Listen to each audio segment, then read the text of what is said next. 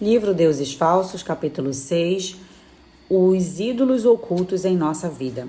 Até agora analisamos ídolos pessoais como o amor romântico, a prosperidade financeira ou o sucesso político. Esses deuses falsos não são difíceis de reconhecer. Há outros, no entanto, que nos influenciam, mas estão mais escondidos. Não são os ídolos do nosso coração, mas da nossa cultura e sociedade. O Deus do lucro. Um dos colunistas da seção dominical Opinion do The New York Times recentemente contou o caso de uma amiga de 29 anos chamada Melissa, vice-presidente de uma empresa até ser demitida pouco tempo atrás. Embora praticamente todo mundo continua com raiva em Wall Street, Melissa não corresponde muito bem ao clichê abominável da operadora gananciosa que ajunta milhões em bônus enquanto sua empresa vai para o buraco. Ela ganhava bem, mas era muito generosa no uso do seu dinheiro com amigos e organizações beneficentes sem fins lucrativos. No entanto, sua especialidade era securitizar hipotecas imobiliárias de alto risco, empréstimos estudantis e dívidas com cartões de crédito. Nunca lhe ocorreu que em toda essa dívida reunida por ela, como um quebra-cabeça, e vendida para os investidores, desempenharia um papel tão sinistro na derrocada da economia, embora isso provavelmente deveria ter lhe ocorrido. Por que não ocorreu? Como disse Nathan Hatch no capítulo 4, nossa cultura não prepara os estudantes para fazer essas perguntas em relação a determinado emprego. Em geral, a única pergunta que ele faz é: quanto esse emprego paga? Em uma cerimônia não oficial no dia anterior da formatura, quase metade da turma de 2009 da Harvard Business School prometeu agir com o máximo de integridade, abster-se de decisões e comportamentos que promovam minhas ambições limitadas e trabalhar para realçar o valor que minha empresa pode criar para a sociedade em longo prazo. Na cobertura desse juramento de MBA, a The Economist evocou a declaração de Milton Friedman de que os administradores de empresas têm somente um objetivo: maximizar o valor do acionista. O argumento tradicional afirma que esse é o único modo que um negócio promove o bem comum, criando empregos e gerando novos produtos. O próprio mercado recompensa a integridade e pune a desonestidade. Se você mentir ou trapacear, ele o apanhará e você perderá dinheiro. O único objetivo dos negócios, então, é maximizar lucros. Todas as outras conversas sobre gestão, ética ou negócios com consciência social, alega-se, são desnecessárias. Os designatários do juramento pedem licença para discordar. Administradores em busca de lucro podem fazer coisas para subir rápido o preço das ações à custa da saúde de longo prazo da empresa e também à custa do bem dos seus trabalhadores, clientes e ambiente. Depois, podem vender suas ações e deixar todos os demais envolvidos mais pobres. Embora alguns argumentem que pagar mais aos empregados e dar-lhes um bom ambiente de trabalho são práticas que garantem lucros maiores em longo prazo, isso não é evidente. Isso deveria ser feito simplesmente por ser algo bom e correto a se fazer, não apenas como meio para fim de obter lucros mais altos. Além disso, não é legítimo dizer que honestidade e integridade sempre resultam em bons negócios. Em determinadas situações, agir com honestidade talvez seja financeiramente prejudicial. Portanto, de acordo com uma análise estritamente de custo-benefício, é evidente que vale a pena o risco de ser pego em uma mentira. Coisas como honestidade e comprometimento com os trabalhadores e com o ambiente devem ser adotadas como bens em si, tão importantes quanto o lucro, ou a integridade não será mantida. Os signatários, portanto, argumentavam que o lucro havia se tornado um falso Deus, algo bom, mas convertido em valor absoluto. O resultado tem sido o colapso moral e social. O juramento daquela turma era um esforço de enfrentar um ídolo cultural que tem tido uma influência ampla e sistêmica sobre a maneira que a sociedade está organizada. Ídolos em nossa cultura. Em seu livro O Verdadeiro Sonho Americano, uma meditação sobre a esperança, Andrew Delbanco escreveu: usarei a palavra cultura com o sentido de relatos e símbolos pelos quais tentamos esconder a desconfiança melancólica de que vivemos em um mundo sem sentido. No cerne de toda cultura está sua principal esperança, o que ela diz ser a vida para seus integrantes.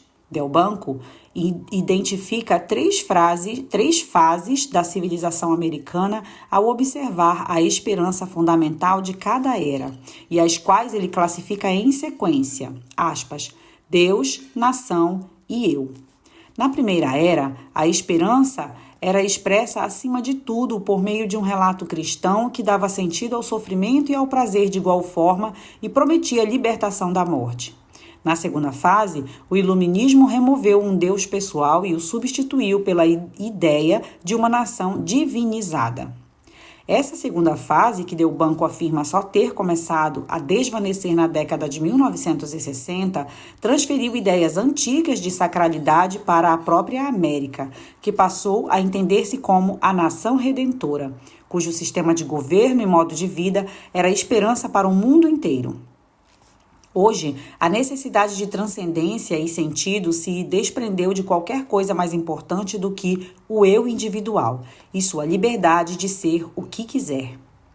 Entre os mais jovens, a velha mentalidade nacionalista, aspas, América acima de tudo, está ausente. Agora, a vida diz respeito a criar um eu pela maximização da liberdade individual ao superar as restrições da comunidade. A análise cultural feita por Del Banco é basicamente a análise de um ídolo. A era do eu explica por que a maximização do lucro assumiu o poder que tem hoje. Vemos agora a complexidade do que os influencia e motiva. Qualquer esperança cultural dominante que não seja o próprio Deus é um Deus falso. Portanto, os ídolos não só assumem forma individual, mas podem ser corporativos e sistêmicos. Quando estamos completamente imersos em uma sociedade de pessoas que consideram normal determinada afeição idólatra, torna-se quase impossível discerni-la pelo que de fato é. Não deveríamos achar que uma cultura é menos idólatra que outra. Sociedades tradicionais tendem a fazer da unidade familiar e do clã um valor absoluto e supremo. Isso pode levar a assassinatos por honra, ao tratamento das mulheres como propriedade e à violação contra os homossexuais. As culturas ocidentais seculares criam ídolos da liberdade individual e isso leva ao colapso da família, ao materialismo desenfreado, ao carreirismo e à idolatria do amor romântico, da beleza física e do lucro. Como podemos ser menos escravizados por nossos ídolos culturais? Del Banco indica que, no início da nossa história, a sociedade era edificada em torno de Deus e da religião. Então, a resposta para o nosso problema cultural deve ser mais religião, certo? Não necessariamente. A idolatria é tão difusa que domina essa área também. Ídolos em nossa religião. Ídolo é aquilo para o que nos voltamos em busca de coisas que só Deus pode dar. A idolatria opera em ampla escala, dentro das comunidades religiosas, quando a verdade doutrinária é elevada à posição de um Deus falso. Isso ocorre quando as pessoas depositam confiança e exatidão da própria doutrina para sua aceitação diante de Deus, e não no próprio Deus e em sua graça. É um erro sutil, mas fatal. O indicador de que você resvalou nessa forma de autojustificação é tornar-se o que o livro de Provérbios chama de zombador. Os zombadores sempre demonstram desprezo e desdém pelos oponentes em lugar de benevolência. Esse é um sinal de que não se veem como pecadores salvos pela graça.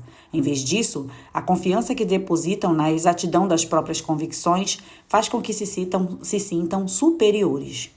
Outra forma de idolatria nas comunidades religiosas transforma dons espirituais e sucesso no ministério em um Deus falso.